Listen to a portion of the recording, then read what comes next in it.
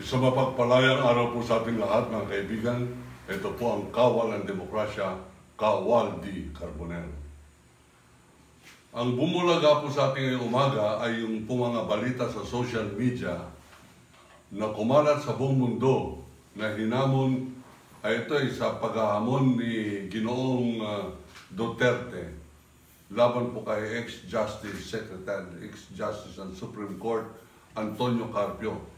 Hinamon niya po ng debate tungkol po sa pagkakapanalo ng Pilipinas sa usapin ng West Philippine Sea laban sa China. Ngayon lamang po tayo nakarinig ng ganitong uri ng katrayduran na para pong tinatanggap yata ng Pilipino ng isang sambayanan na wala po silang ginagawa. Ako po ay magre-react at hindi po maaring wala po akong gagawin. Dumating na po tayo sa punto na dapat na natin itong panindigan sapagkat yan yata ang kakulangan ng pagiging Pilipino, ang manindigan. Manindigan na po tayo. Ito kay Mr. Duterte, itong dating mayor po at sanggano ng Davao City, naghamon ng debate laban sa Pilipinas, sa interes ng Pilipinas, at tayo po'y nananahimik. Tinanggap ni Justice Carpio yung hamon ni Duterte ng debate.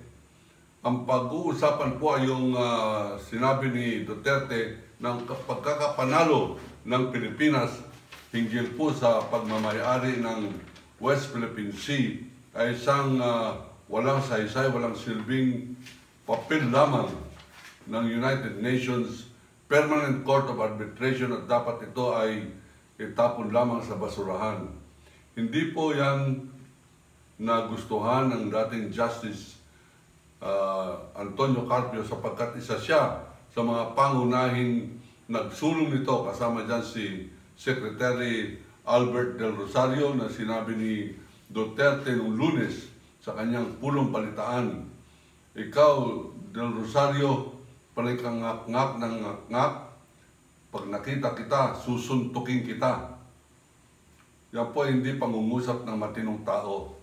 Hindi ko po naman pinagtataka ito sapagkat hindi po talaga matino yan si Duterte. May diferensya talaga yan. Pero mas malaki ang diferensya ng mga Pilipino na hindi po naapektuhan ng itong klaseng katarantaduhan ng nangungulo sa kanyang bansa. Ngayon, dumating na po tayo sa punto. Dapat nahamon po si Duterte ng debate, binawi ng Malacanang at sabi ng kanyang opisyal na tagapagsalita, hindi haharapin ni Duterte ang debating kanyang binitawan sapagkat ito ay biro lamang. Hindi na po natin kailangan tanggapin ito na kayang-kaya ni Duterte na lapastanganin ng ating bansa tapos sasabihin lamang biro. Pari po sinabi niyang perhaps it is better, we will be better off if we are the province of China. Na mas mabuti na lang daw, na mas makakabuti sa atin kung tayo ay gagawing probinsya ng komunistang China. Yan po ay hindi maaring biro lamang, hindi maaring bawiin mo na lamang yan nang wala kang pananagutan. Para bang sinabi mo na sa iyong among si Xi Jinping, kung isang gabi lang, pwede mo munang makasama itong aking asawa. Pagka seryoso yan, sabi natin, teka muna, biro lang. Yung asawa na ipapahiram mo ng isang gabi, hindi na po pwede yan. Ito pang isusuko mo ang buong bansa. Kaya nga, mahilig maghamon ito si Duterte. Ako po ay kanyang hinamon noong araw nung siya ay mayor sa Davao City, habang ako ay magkakampanya, mag-iimbestiga sa kung sino ang pumatay kay broadcaster Juan Porras Pala, si June Pala. Bagamat alam ko na ang nagpapatay diyan ay walang iba kundi si Mayor Rodrigo Duterte, nagpunta po ako roon at sinabi ko, zero suspect. Pag-umpisa ko ng investigasyon ng journalist mission ng National Press Club, abay yun po ang aking sinabi sa press con, I am coming in with zero suspect. I will start my investigation in Davao City by paying a courtesy call to the Mayor Rodrigo Duterte. Abay, ang kasagutan po niya sa kanyang TV show sa kinahapunan, huwag papapuntahin sa akin yan si Carbonell. Sasampalin ko yan.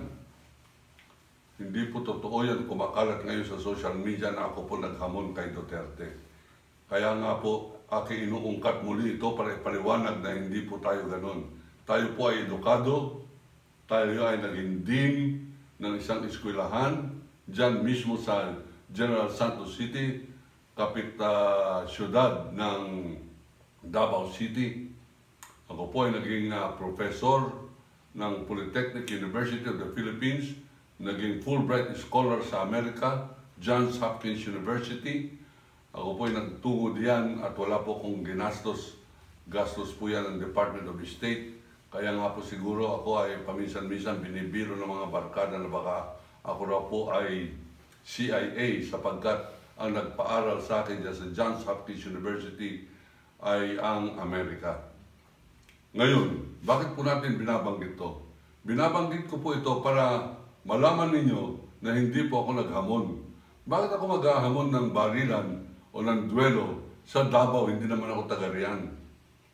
Ang aking pong panganay na anak ay dyan po napanganak sa Davao City. Ako po ay naging journalist diyan. Naging radio commentator ako ng DXUM, University of Mindanao. Naging radio commentator din po tayo ng DXMT, Radio Manila Times.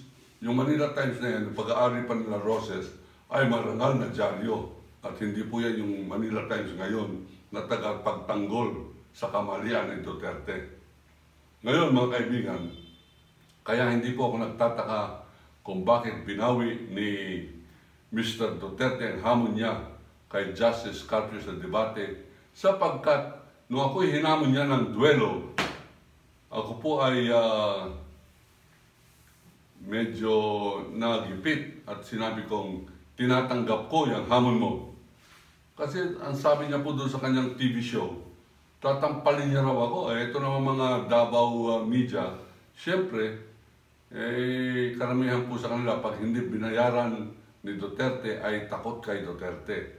Agad po ako in-interview, ang sabi ko, malumanay na pang-uusap, pakisabi kay Mayor, huwag niya ako sasampalin. Sapagkat pag sinampal niya ako, sasampalin ko rin siya. Yun po ang aking tono at ang aking pong paninindigan. Kinahapunan, habang kami po ay nagkakape nila Ginoong Hil Abarico, yan po isang veteranong newspaperman dyan sa Davao, Bert Tesorero, Fred Braceros, Roger Flaviano. Nagkakape po kami. Bay nasa telebisyon, minumura na naman ako. Sabi ko, pwede pala magmura dito sa Davao, sa TV. Yung aking pong tinuturo ay journalism. Bawal na bawal po yan. The use of profane language is never allowed in media, whether in America or in a God-forsaken place like the Philippines. Hindi pwede yan. Ang sabi niya, ikaw, Carbonell, ang yabang mo, sasampalin mo raw ako. Hindi niya naman sinabi siya yung unang mananampal. Siyempre, pag sinampal po ako, lalaban ako. Para saan ang aking pagkalalaki? So, normal lamang po yung sinabi kong huwag niya akong sasampalin. Sapagkat pag sinampal niya ako, sasampalin ko rin siya. Hinamon po tayo ng duelo, sabi niya. Hihintayin kita, huwag ka na mag-courtesy call sa akin. Diyan pa lamang sa harap ng City Hall, diyan sa may estatwa ni Don Claudio. Hihintayin na kita.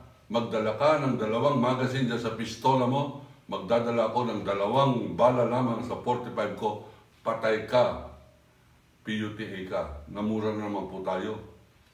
May sabi ko, tinatanggap ko ang iyong hamon, Mayor Duterte, on the air. Tinatanggap ko. I think I like the odds. Gusto ko po yun. 2 magazine ako. 2 bala lang siya. Bagamat alam ko, hindi maginuuyan at hindi totoo ang kanyang paniniwala. Sumipot po ako. Dala ko 2 magazine. So 3 magazine lahat ang nakakarga sa aking bewang. At ako po ay nagtungo doon. Naka-jacket po tayo para hindi makita yung naka-holster kong baril. At ang 2 extra magazine sa aking bewang. Nagtungo po ko yan 8:45, 9 o'clock ang duelo. Ang mga media nagtatago sa likod ng police jeep at ayaw po makisalamuha sa akin. sa dalawang kadahilanan ng aking pong suspetsya. Una, takot sila kay Duterte. Pangalawa, ayaw nilang tamaan ng bala na baka po magkaputukan. Kaya po ako humingi ng dalawang kondisyon. Nung humingi ako ng dalawang kondisyon on the air, minura na naman po ako, sana hindi na ako nagsalita. Sabi niya, PUTA ka, anong kondisyon mo? Kung matapang ka, walang kondisyon, sumipot ka. Sabi ko, Mayor, hindi ako matapang. Ako hinamon mo. Ako ay maninindigan lamang sa iyong hamon bilang isang tunay na lalaki. Sabi niya, PUTA, ito na naman, meron na naman akong mura na inabot. Sabi niya, anong kondisyonis mo? Dalawa lamang. Una, huwag mo kong ipapa-snipe o papabaril habang ako'y patungo dyan sa City Hall. Pangalawa, pagdating ko riyan, walang substitute o proxy na gunfighter. Ikaw lamang o at ako, walang iba. Siyempre, nandiyan sila Bato de la Rosa, nandiyan mga DDS. So sabi ko, teka, lugi ako dyan. Ikaw lang at ako ang dapat magbarilan. Nung hindi po siya kumibo, sabi ko, aha, nasukat ko agad ang kanyang pagkalalaki. Sabi ko, hindi totoong lalaki ito. Sumipot po ako. Siyempre, tayo po ay malikot ang mga mata sapagkat traidor ang ating pong kalaban. Ngunit, ang nanaig ay hindi katraidoran. Ang nanaig ay karuwagan ni Duterte. Nanalo po ako sa duelo sapagkat hindi sumipot ang kalaban. Ang sabi ko, pagbalik ko na Maynila, ako'y in-interview dyan po sa airport ng mga reporter ng DZRH. Ang sabi ko, I won the gun duel with Duterte by default. Ang ibig po sabihin niya, nanalo ako sa aming duelo sapagkat hindi po ako sinipot ni Duterte. Kaya hindi po tayo nagtataka na hindi niya rin sisiputin itong si Carpio. Ngayon pa lamang umaga, nandiyan na po ang balita na binawi ng Malacanang. Ang sabi, biro lamang ang hamon ni Presidente kay Justice Carpio. Binabawi namin sapagkat yan isang biro lamang. Alam niyo naman si Presidente, yan parating sinasabi ni Roque, pala biro lamang yan. Nung dinaklot ni Duterte, nung birthday niya, itong nakaraang buwan, binibigyan siya nung maid ng cake. Nag-aalala ng cake, merong isang kandila. Nung iaabot, siyempre dalawang kamay nung kasambahay ay nandun po sa ilalim ng cake. Nung inaabot siyang ganyan, bigla po siyang dinaklot sa pagitan ng kanyang mga hita. At ito po'y nakita sa social media. At nakangiti ng ngiting aso, itong asong si Duterte.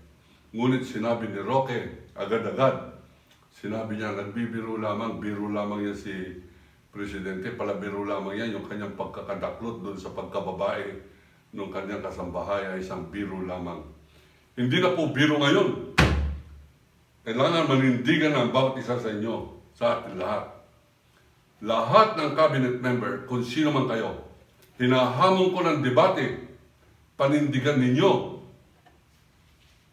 si Duterte.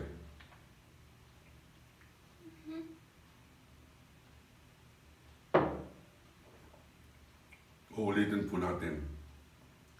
Magdidebate tayo. Pag ayaw ninyo ng harapan, baka mabatukan ko kayo. Zoom debate.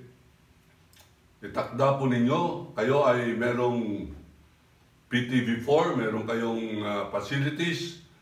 Ako po ay YouTube, Facebook lamang. Kayo na po magtakda. Zoom. Zoom debate tayo.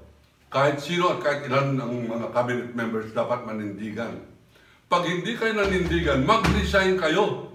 Ang ibig sabihin, hindi ninyo kayang panindigan ang presidente ninyong siraulo.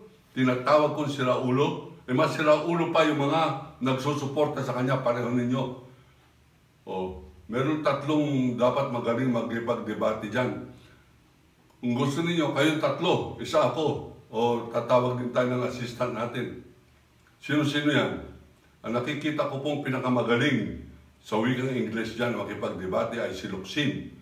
Siguro pangalawa si Panelo, pangatlo itong yung dalahirang spokesman, itong si Roque. Hindi po ko namamaliit ng kanyang pagkalalaki o pagkababae. ginagalang ko lahat ng tao. Pero kung gusto niya makipagdebate sa akin, ay mag-text lamang po sa akin. Ito po ang aking telephone number. Pag hindi po sila makatext, pakisabi sa kanila, hinahamon kayo ni Carbonell. Magdebate kayo, panindigan ninyo na tama si Duterte o mag-resign kayo sapagkat bulok si Duterte at hindi karapat-dapat na pinagsisilbihan ninyo ang number 1 na traidor ng bansa. Napakasimple. Pag ayaw ninyong panindigan yung si Duterte sa kanyang paninindigan hinggil sa West Philippine Sea at sabihin niyang iyan ay worthless paper that is deserving to be thrown to the wastebasket, abay, napanalunan po natin yan. Sabihin niya walang saysay at basura. Panindigan ninyo na tama si Duterte. Kung gusto ninyo, harapan po tayo magdebate. I am challenging any cabinet member, including the justices of the Supreme Court, on the honorable formal debate. Wala pong murahan sapagkat ang Duterte administration ay panay kababuyan, panay murahan, at kayang-kayang sigmurahin ng mga cabinet members. Therefore, they share the filth, the ignominy, and the pernicious stand of the Duterte administration. Stand by it. I challenge you, all cabinet members. Stand by Duterte openly. Huwag kayong kasing duwag niya nagtatago. Panindigan ninyo. Pag hindi niyo kayang manindigan, mag-resign kayo sapagkat sayang ang buwis ko, sayang ang buwis ng taong bayan na inyong pinaplunder o kinukurakot, dinarambong. Challenge all those who are supporting Duterte to support him during these most perilous and sensitive times of our country. It is either you stand by him or you resign. You have to redeem your honor because serving Duterte, defending him, is the most dishonorable act any Filipino can commit. Yan po ang aking paninindigan. Ako po ang kawal ng demokrasya, Kawal de Carbonell, nagsasabing, iniibig ko ang Pilipinas.